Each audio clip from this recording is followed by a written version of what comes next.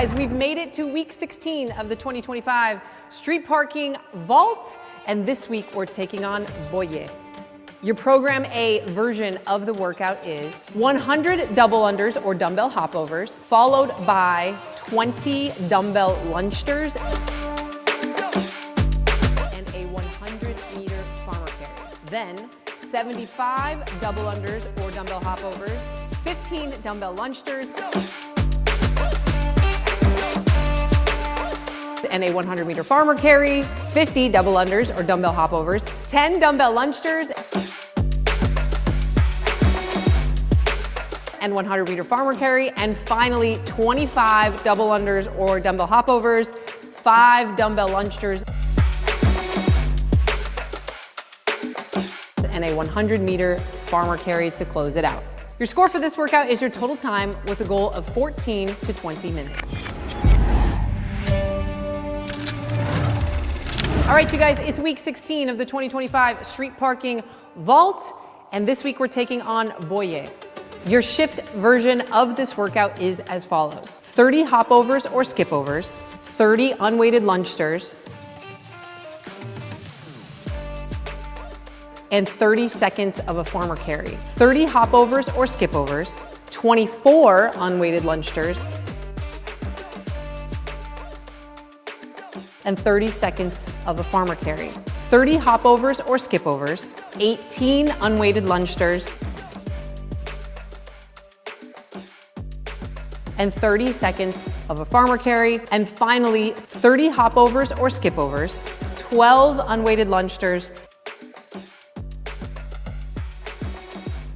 and a 30-second farmer carry. Your score for this version of the workout is your total time with the goal of 12 to 18 minutes.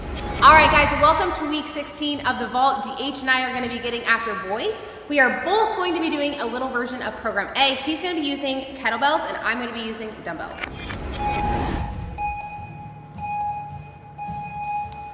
Here we Good go. morning, everyone. Morning, good morning. Vault 16.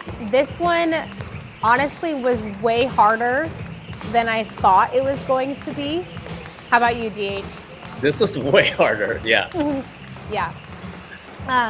Shoulders were lit in this workout. I will say the first set of double unders, DH is doing hopovers, but I did double unders. I almost went unbroken, and I stopped myself around 75. I was like, no, don't do it.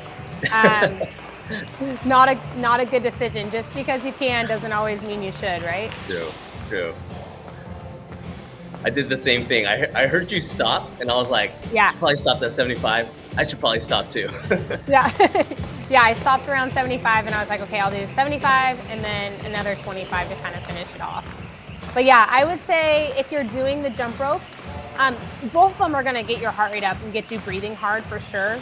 And honestly, hopovers do that more for me than double unders. Like, I have a way of relaxing during double unders that is really nice, but hopovers tend to really get my heart rate up. So you can expect that from both variations. But with the double unders, I felt my shoulders burning a ton, especially coming out of the first round. So when I went in to start the 75s. So I think intentional sort of breaks on those will be really helpful and key to not getting to a point where you're tripping up a ton and having to break it up more than you would want to. For sure, because there's nothing more frustrating than suddenly your double unders just being like, no, we're not doing them anymore. Yeah, exactly.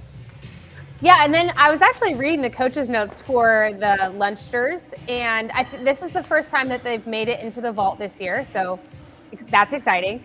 But second to that, it said, choose a weight where you can get about 5 reps done in one set. To be honest with you guys, I think 3 to 4, 5 at most. What do you think, DH? I would say so. This first round, this first set of the 20s, I was able to do 5s, but after that, I knew I was like 3 probably. Yeah, smaller sets just to kind of stay moving a little bit better. Yeah. Tips on holding the kettlebells. Looking at how I'm holding it, I don't think that was the best way of racking the kettlebells, to be honest, because they're out in front slightly. It smoked my shoulders. So if you can get into this position, if you feel comfortable there, obviously it's It's still out in front of you. It's going to tax your core, but it'll save your shoulders a little bit. If you feel comfortable holding it up here, you can, but that transition to the thruster is going to be a little funky. So practice, play around with it. If the kettlebells just aren't working for you, go to dumbbells, but try it out. It was a really good challenge. I'm glad I used the kettlebells for this one. I would say, yeah, even kettlebells and dumbbells, like the hard part about the lunge is that transition. So you really can't like manipulate your grip to make it any easier, which is partly why these are so challenging, because you have to stay in that stacked position to go overhead smoothly. But yeah, I was thinking about you actually, DH, during this workout, because kettlebells in the front rack is literally no joke. It is so hard. But yeah, you know where I felt it was like my thoracic, like my upper back was getting smoked. 100%. When I use kettlebells, that is legit like where I feel it the most, and it just crushes me. But also that's like a cool feeling to have, because you're just strengthening your upper back so much doing that. So just remember, when you start feeling that burn, that's what you're making stronger.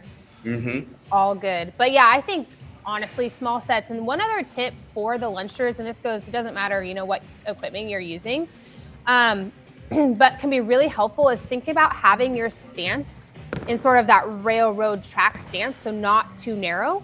That way you can easily make those transitions to your lunges and then directly into your squat. So if you have to do a lot of moving around with your feet, it gets so tiring. So yeah, remember, railroad tracks with your stance. And then, yeah, for the farmer carry, I was reading the coach's notes too. You know, I'll take the blame for this because I'm pretty sure I did write these, but it recommended going unbroken for the farmer carry, which I think that you could. I just don't know that it would be smart. I think at least one break over the course of the farmer carry would be wise, especially going in, you know, coupled with the lunges. It taxes your grip a bit. It does. It does. Do you think shoulder fatigue would have been too much if you did the double under version instead of the hop overs? You know, it depends. If you're able to do double unders, high reps, like Chelsea, where you can actually find a spot to relax and just get into a nice flow, absolutely go for it. Give yourself that challenge. See how you would do with, you know, these shoulder fatiguing movements back to back to back. But if you're still kind of learning, if you're in that phase of doing double unders, for the purpose of hitting the goal time, maybe you start with double unders, and then if you start to feel that shoulder fatigue, you go to hop overs. But yeah, depends. Yeah, and I think too, with that, you could always, the great thing about hop overs is you can always make that transition pretty quick. So if you started with double unders and it just became too much and you were just, you know, the clock was just ticking and you kind of felt like you weren't going to be able to reach the goal, you can always back down and do the hop overs. Absolutely. Just see how long you can hold on to it. Yeah. Yeah. But yeah, about the farmer carry too, I was going to tell you guys, because for my setup in my home gym, it's much easier to measure out in feet than it is in meters. I don't really have like a meters mark. If you have that, it's probably easier for you to be like, oh, this is my 100-meter mark. But we did 328 feet. That's what 100-meter is. So we did increments of 82 feet, and we made it so we could like walk down and back because we knew we'd probably have to break it up. So I would make it, you know, measure out your feet so that you have an easy turnaround point where you can set the weight down and sort of shake it out a little bit. But yeah, I think this round I definitely was like, okay, I'm going to intentionally break my double unders. Looks like I had like one more there. It's always annoying when you anticipate the end and you don't quite get it and you're like, dang it, I got one left. Yeah, I use 30s for this. I think, you know, sort of choosing a weight for you that feels, you know, light to moderate. So obviously we don't want you guys going heavy. It's still quite a few lunges, but don't go so light that you're able to just rip through them really quickly. Sure. Choose a weight that's like, okay, I know even when I'm tired, I can get at least 3 to 4 reps done at a time between. And then one other note I wanted to make about the dumbbell luncher too is you guys could start with 2 dumbbells, and if that kind of sort of becomes too much, remember you can always drop down to just using a single dumbbell, holding it with both hands, and that can be a really great way to sort of bring down the weight if you need to. Sure. That's a really good suggestion. And I think I mentioned it in my tip too on Instagram, but leg drive coming out of the thruster to overhead is super key to keeping, to helping your shoulders. Because as you guys know, the luncher is just a lot of time under tension in that front rack position. So anytime you can alleviate that or help yourself out, it's super important. Yeah, that's what it is. It's like you need to move fast, but man, the fatigue just compounds so quickly. Yeah. Yeah.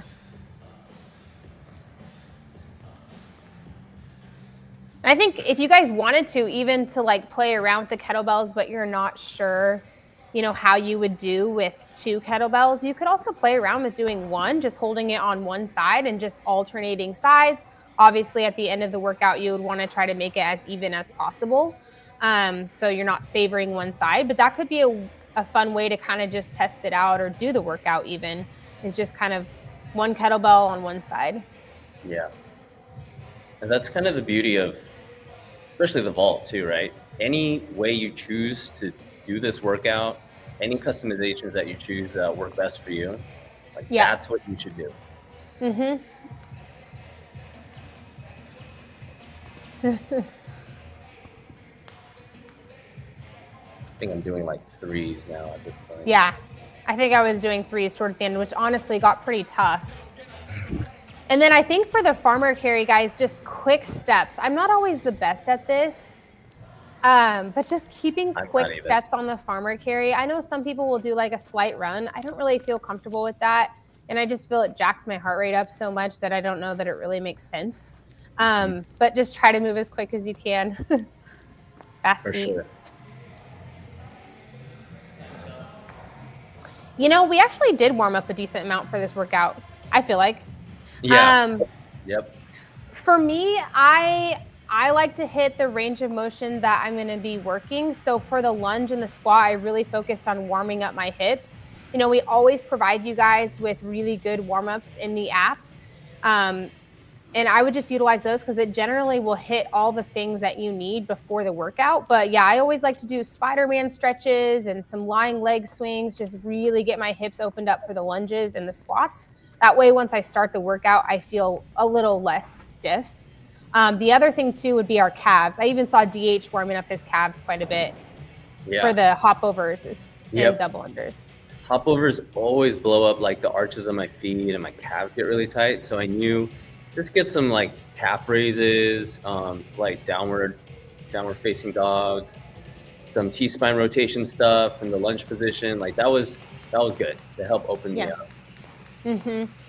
In my warm-ups, I always like to spend, a good chunk of it sort of doing some dynamic stretches that just get my body loosened up.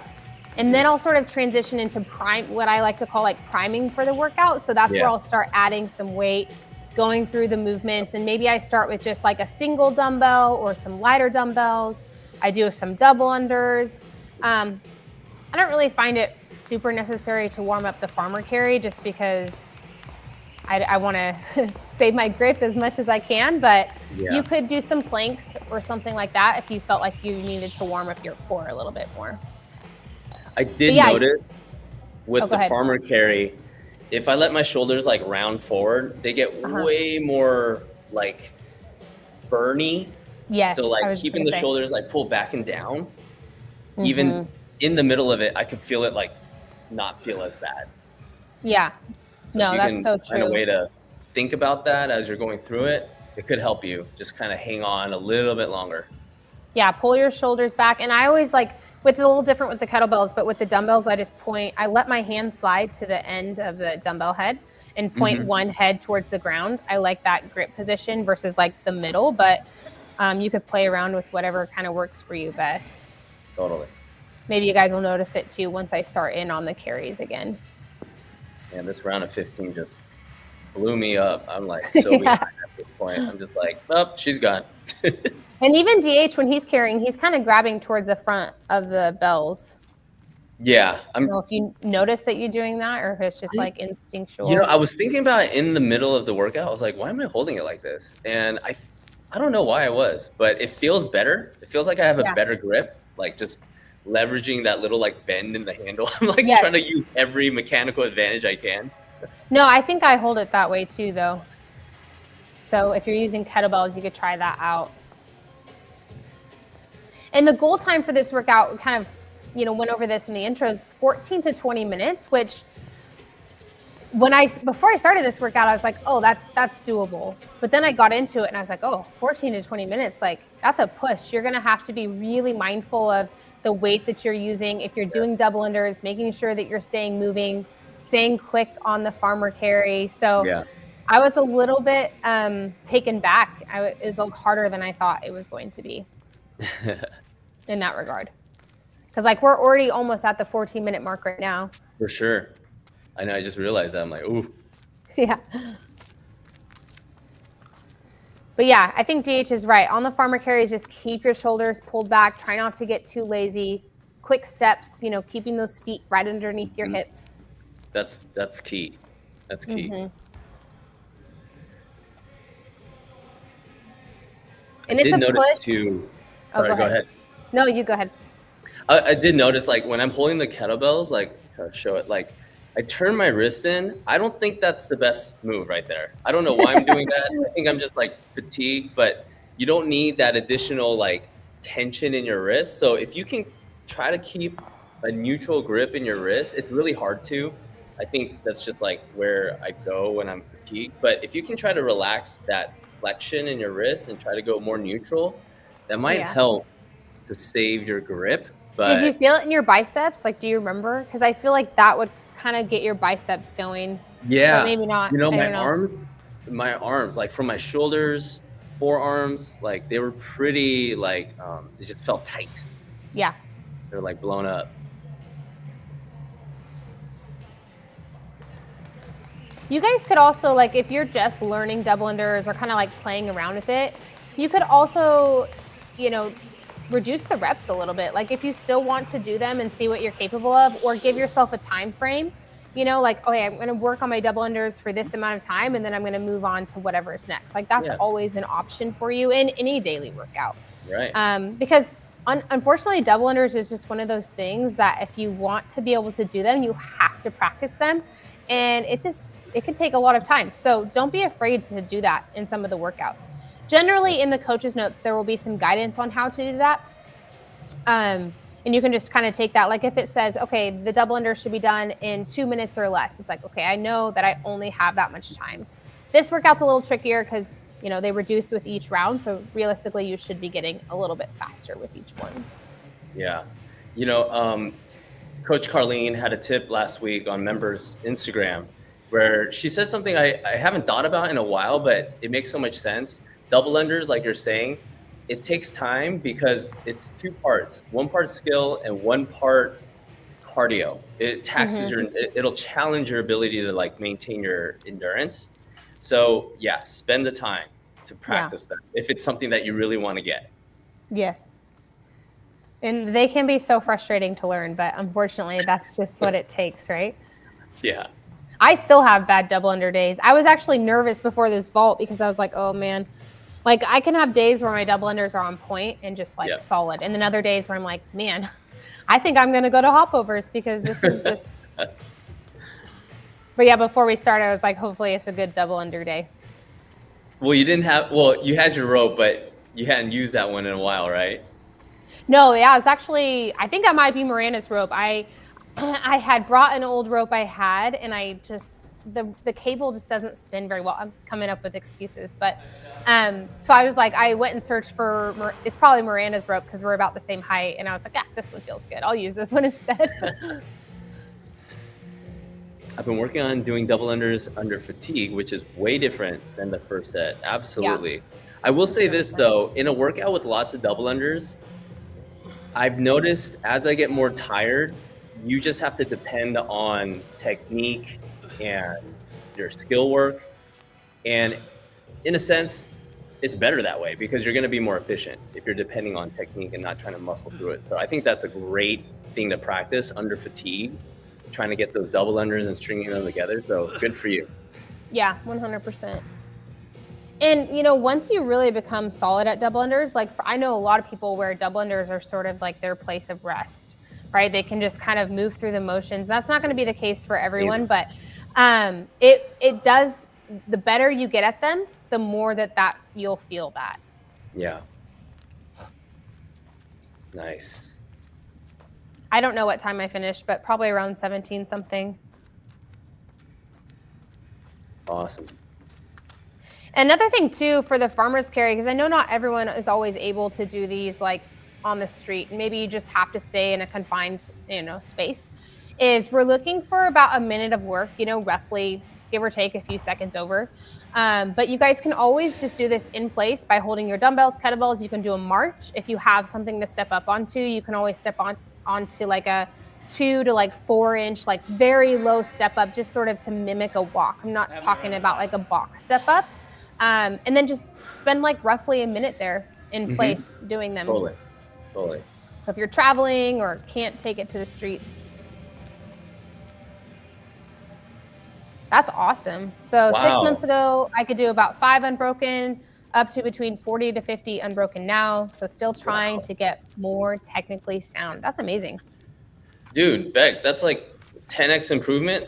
What do you attribute your learning double unders like that to? I'm curious. That's awesome. Yeah, let's hear it. One extra program, I say this, and now it's we should get a double under extra program. Just like a skill one, helping people put in the skills for it, similar to like, the pull up or the toe to bar, the kipping, like more of the skill behind it. Yeah, and just spending more time in that, like doing the mechanics of jumping rope, right? Like, it's good. It could be a warm up. Yeah.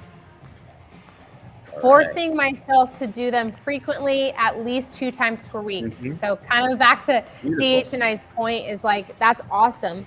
It takes time and practice and consistency showing up and doing it.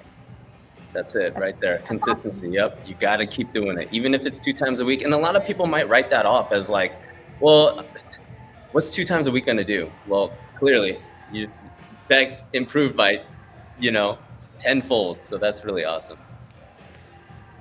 Oh, here's a question. Do you have any suggestions for substituting double unders and popovers? My Achilles tendons feel really tight and jumping kind of aggravates them.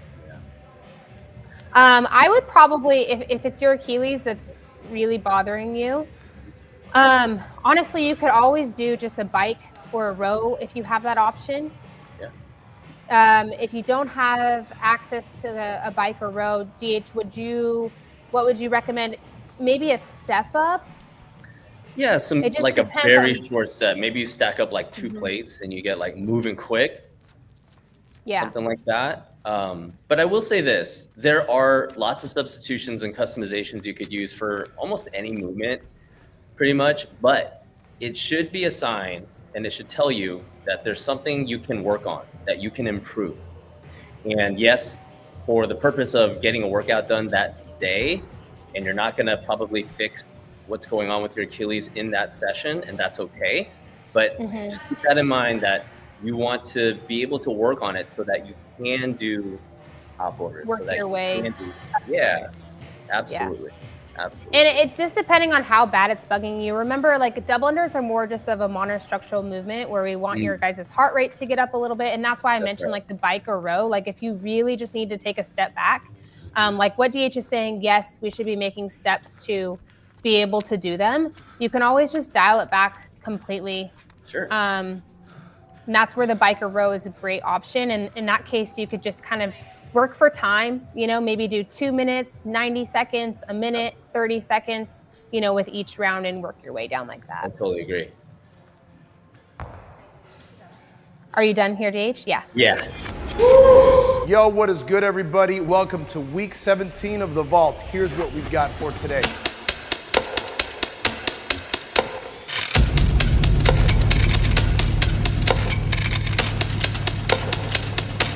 Good luck, guys. That was a good one. I'm going to turn this salt water into a slip and slide. Wow. Amazing. I love Danny and his one-liners. The best. He's gonna. The best.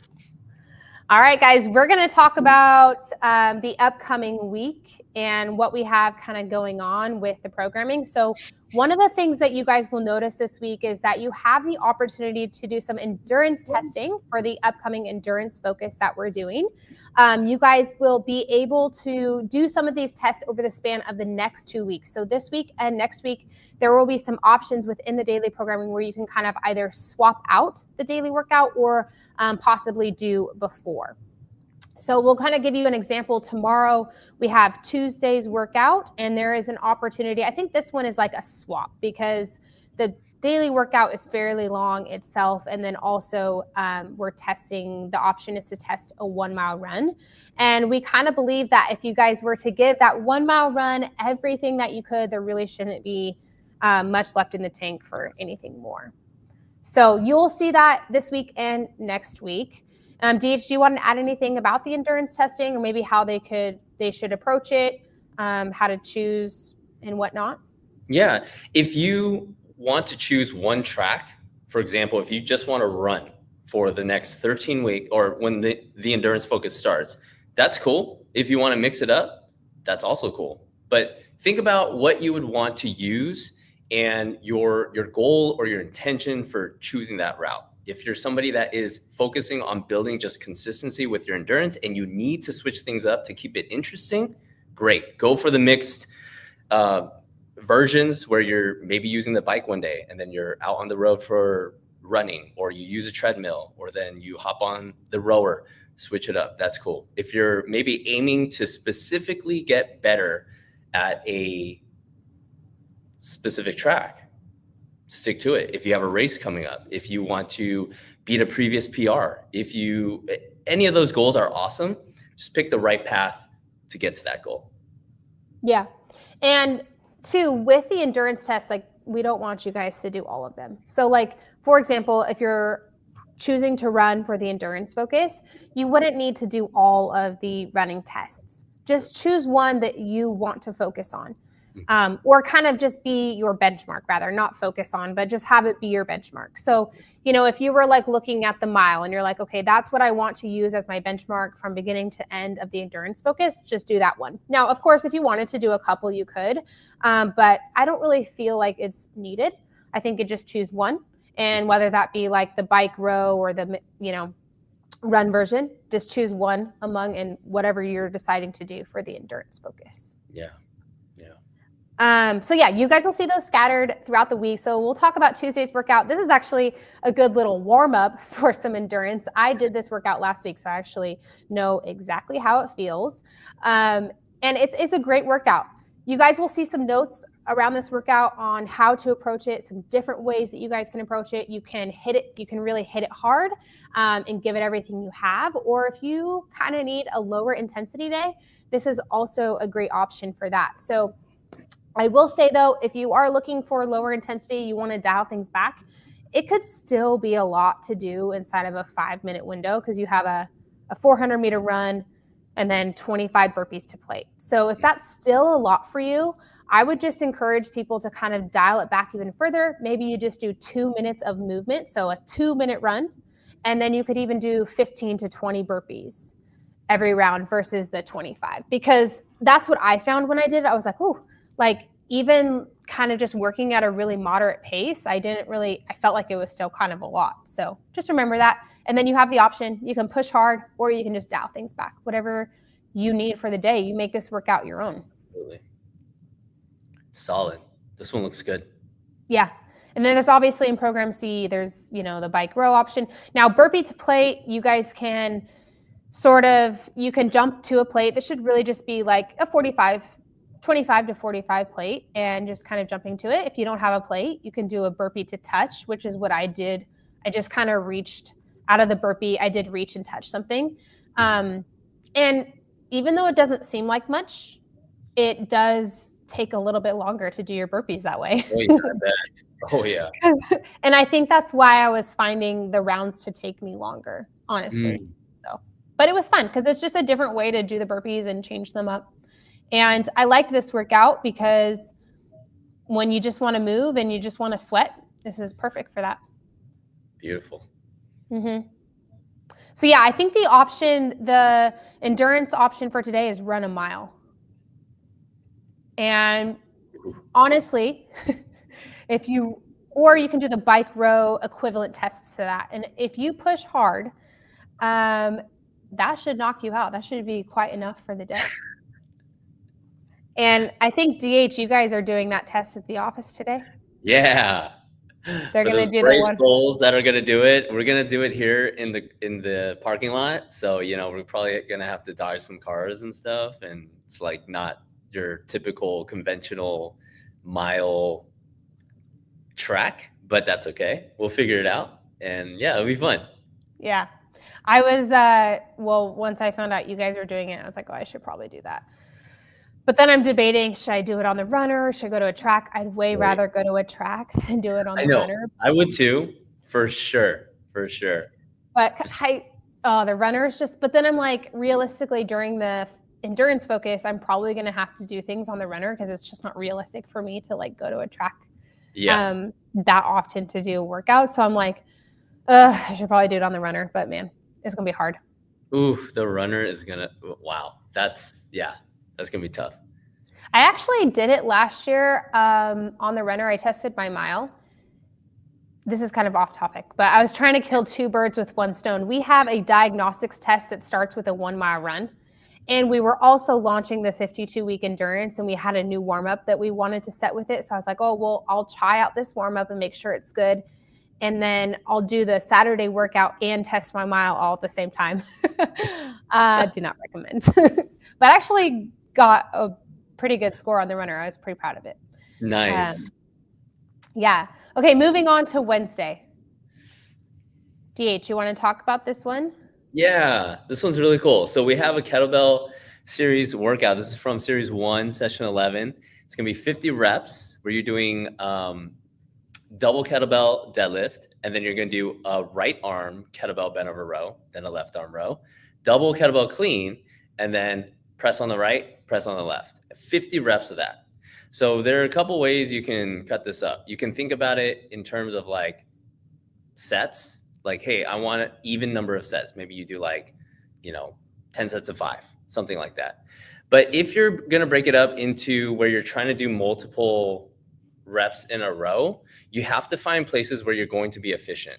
So there's not a lot of time where you can spend transitioning. Those transitions should be pretty tight. So as soon as you do your deadlift, you're hinging right back down, doing your row. As soon as you row on the right, you're going right to your left. There's not a lot of time to like hang out. Double kettlebell clean, a lot of hips, get the kettlebells to that solid front rack position for those kettlebells. And then the presses, rearrange your feet, tighten up your core, tighten up your legs, go for a solid press, flow through that. If you want to try to go for as many reps or reps as possible, you can go that route, but you don't want to get to a point where you're going to fail. Like, for example, the presses, you don't want to get to that point. So stop just a few reps shy of that, take a couple breaths, a little bit of a break, and then get right back to it. But 50 reps, chip away at it, and just try to go quickly. Yeah, and I think this workout could be done a few different ways. Like you could kind of do what DH is, some of what he's saying and really push it. You could also treat it as like a strength, wouldn't you say? Yeah. Like you could really dial things back and do kind of what you said in the beginning is like, hey, I'm just going to do like 3 or 5 reps of the complex at a time. Mm-hmm. And then I'm going to take a little break and then I'm going to go again. Totally. And kind of keep the intensity lower, maybe use like some heavier weight than what you might normally. Yeah. I think it'd be really great for that. And then just as a reminder, it says kettlebell and it's from our kettlebell series. But you guys can do, the reason why we chose this is because it's still a workout that can be easily swapped with dumbbells. So you would just, the setup might change just a little bit, with dumbbells. I'd probably recommend taking the weight from outside of your feet just for transition purposes. But you can do the same thing with a pair of dumbbells. Absolutely. This one looks great. And then just remember, you can make it your own. It is from the kettlebell series, but we've fleshed it out for other versions if you'd rather do one of those too. Mm-hmm. And then that day is a test too. So you guys can swap for an endurance test, or I'm sorry, it's before because it's shorter. It's the 400-meter run time trial or the bike row equivalent to that. So you could kind of swap it before, but also if you want to just do the endurance test, you can just do that too. Or the 800. I mean, that's a different kind of pain, but if that's what you're feeling that day too, yep, it's an option. I don't know. 800 and a mile could be like the worst. I'm not really sure. It's like a toss up between those two. Oh man, so bad. So bad. Okay, moving on to Thursday, guys, we have a 20-minute AMRAP. So this one, actually, I'm looking forward to a ton. This one looks really fun to me. That looks cool. I love a good AMRAP. It's a little longer, so I definitely like it a little longer too. But I'm probably going to do kettlebell snatches. So I'll do 6 on one side and then 6 on the other. Nice. And I haven't done pull-ups in a minute, so I am going to do pull-ups. I've actually been subbing for a lot of bent over rows. So I'm excited to do this one. This will be a fun one to kind of send it on. It is a little bit longer, but yeah, this one looks fun to me. Yeah, I love these grinders. Just 20 minutes straight. Just move. No nonsense. Yep. Just move. I think it's a good one to just kind of find your pace and move on. The pull-ups are low enough that you should be able to make fairly quick work of them. Like even if you had to break them up into 2 sets, you could get them done pretty quick. Let your air squats kind of be a place for recovery. And then I'm doing the kettlebell snatch because I just think it's fun. Yep. So I like that one. That's solid. Okay. Friday, we have another endurance test option. And we hadn't said this, but you guys will find this underneath the coach's notes, how you can fit them in. This is a swap today for a 5K run or the row bike equivalent to that. And the reason being is this workout is a little bit longer. So we're looking at like an 18 to 24 minute time domain. And Jody just asked, are the tests endurance log? Yes, they are. They are now. You'll find them under endurance in the app titled endurance tests. And there is, I want to say it's like a odd number of tests. 14? Is that what it is, DH? So there's like 14 different tests. Yeah. So yeah, you can go in there and you can log them. You can see all the different tests. There's quite a few different ones. But yeah, we have Friday's workout. What do you think of this one, DH? Ooh, this is good body weight control type of workout. You know, you have the shoulder fatigue from the wall walks, but you still got to be very mindful of how you're moving your body through space when you're doing those. Even if you're doing it like not all the way up to the wall, getting upside down and learning to get comfortable inverted, really important skill for overall fitness. The box jumps doesn't require any shoulders. So focus on sound technique. You shouldn't be hopefully not landing in a squat on top of the box. If you need to adjust the height, of course, you can definitely do that. But it's cool because the reps go down for both the wall walks and the box jumps. And then the 200-meter run, the way I would approach this is the 200-meter run is like just move through it. I'm not trying to go blazing fast on the 200. You know, keep it around like 115, somewhere around there. And then when you come back in and you're getting after your wall walks and box jumps, just really like focus on technique there. Yeah, and I think because of the goal time I had mentioned earlier, it's up to 24 minutes. Would you agree, DH, that there's like some wiggle room that if wall walks were kind of like your thing that you want to work on, like in this workout, you could really hone in on them and take your time. Yeah. And then for the other two movements, just go with what you know you're capable of, right? And if focus on the wall walks and spend a little bit more time establishing good technique, maybe finding a good customization that challenges you, like takes you a little bit out of maybe what you normally do and get uncomfortable just a little bit. Sure. But yeah, it will be, I mean, you will be breathing hard from the box jumps and the run heading into the wall. So that's another aspect of the wall walk that makes it challenging, right? Right. Absolutely. But yeah, you guys can also swap for a 5K run. Good times. Yeah, we're actually running a 5K together on Saturday. I think it's Sunday. Sunday? Okay, I don't know. Sunday, yep. Oof. You know me, I'm like a few days before, I'm like figuring out, okay, where do I need to be at this time? For sure. It's this weekend at some point. At some point. Yeah. I thought it was Saturday too, and I was like, wait. I know it starts at 8 a.m. That go. I do know. So, yeah, we're going to be testing that together as the staff. Yeah, that'll be fun. Running it together, Yeah. I should say. All right, now we have Saturday. I actually really like the looks of Saturday. It's just kind of a fun, different, it has some different movements that we don't do a lot. So you want to talk about a little bit about this one, DH? Yeah, this it's simple. 2 rounds. You got 30 alternating plank rows, and then 30. It's a suitcase step up. Oh, suitcase Right step up. You see, Yeah. The break in the line. Okay. Yeah. Suitcase step up, but only on the right side. You're holding the weight on the right side. Yeah. And then your toes to bar, 30 in the middle. Break that up, obviously, unless you're toes to bar ninja. Yeah. And then the toes, and then the step ups on the left arm. So, Left, yeah. So we started kind of doing some of the suitcase deadlift, and now we have like this suitcase step up, which is kind of cool. And then, yeah, just like DH said, you'll hold the weight only with one arm, right? So if it's the right, I'm going to hold it with my right arm, but I still alternate my legs. So my legs are still alternating, and I'm just holding that weight to the one side. So it's kind of fun because it's a movement that we don't do often, or maybe we haven't done much of. And then the alternating plank row is like another one that we don't do a ton. So this is a lot of, honestly, I look at this and I think it's a lot of midline because we have the plank. So you're stabilizing in the plank. And then even when you're doing the suitcase step up, you're kind of holding that farmer position, trying not to like lean too far to one side. So your core is really going to have to work hard to stay stable and upright.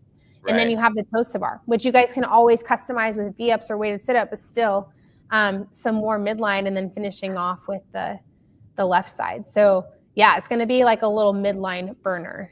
Yeah.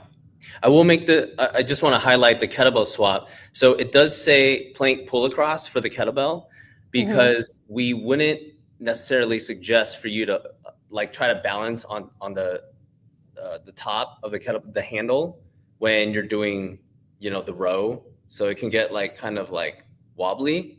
So you don't have to do that if you don't feel comfortable doing it. You can just do a pull across and that'll work fine. Yeah, exactly. Yeah, because stabilizing on kettlebells is kind of probably not the safest thing. I mean, I know people do it, but it just is a lot more stability required, and you can easily kind of push the kettlebell out. So yeah, for sure. Like pull across. And then just keep that midline nice and stable while you guys do it. Try not to rock a ton from side to side. Totally. Yeah, I don't know if I made it clear, but the opposite hand, you can just rest it on the floor as you do the pull across with the kettlebell. Kind of like what Julian did last week with the devil press he was doing with the kettlebells. Like you don't have to like rest your hands on the kettlebells necessarily. Right, yeah. Does anyone have any tests, endurance tests that they're going to squeeze in this week, or are you going to wait until next week? Ooh, let's hear it. I don't think there's any swaps on Saturday, but you know, if you wanted to fit something in, like maybe Saturday you have more time to do a little bit more, or that would be a good day to squeeze in a 5K. Just, you know, if you wanted to go to a track and whatnot, like that would, for me personally, I have more time on the weekend. So that's always something you guys can do. And if you're not sure on how to make it work, Julie wants to try the 400 meter Let's run go, test. Julie. Yeah. I know she said last time, or one of the times we were on a Vault Live, that she wanted to improve her 400 meters. So love that. Great. And that's kind of the beauty of these endurance tests. It's just a different aspect of your fitness that you can challenge yourself in and test yourself. And it's good to have that. Like I love lifting. I could lift forever, like all day, every day. But I want to embrace these endurance tests, at least a couple of them, like the mile and the 5K, because I feel like those two time domains is a good tell of like where my cardio or my endurance is at. And I think that's a good thing to check in with yourself from time to time. Like it's really easy to just like find those biases that like you're good at. And it's fine. You can do that. You can do that for sure. But if we want to do this for a lifetime and to keep ourselves like in a good spot with our health and our fitness, embrace different things, challenge yourself. Yeah. And all aspects of fitness are important, but Danny made a comment when we were talking about these endurance, the endurance focus, and he was just saying that, you know, endurance shows up in some form in all aspects of fitness. And I thought about that and I was like, that's so true. because I knew a lot of people back when I used to compete in CrossFit that would train weightlifting and Olympic weightlifting and powerlifting, and those people were not doing, definitely not as much like conditioning as I was. It was like on a way lower scale, but they were still required to do some element of endurance. And I thought that was a really good way to look at it, because it does show up in some way, and is overall just really great for us. So, yeah, I love that. That's like, awesome, make it Julie. bold. Like, make it real. Put it down, pen and paper, or like whatever. Like, type it into your notes. Like, make it real and get after it. I love that. Yeah. We have so many awesome workouts coming for you guys in the endurance focus. And I know, Julie, we are going to be hitting the 400 meter a few times. So you'll have, and even if you just choose to go with the time-based, however you guys decide to attack these, there will be some measurable ways that I think that without even testing, you'll be able to see your progress over the 13 weeks. And then, of course, once you go to retest it, I think you'll be pleasantly surprised. So we're really excited. It's going to be fun. Mm-hmm. All right, guys. I hope everybody has a great week. Get after it, and don't be afraid to hit us up if you have any questions. Yep. All right, guys. See ya.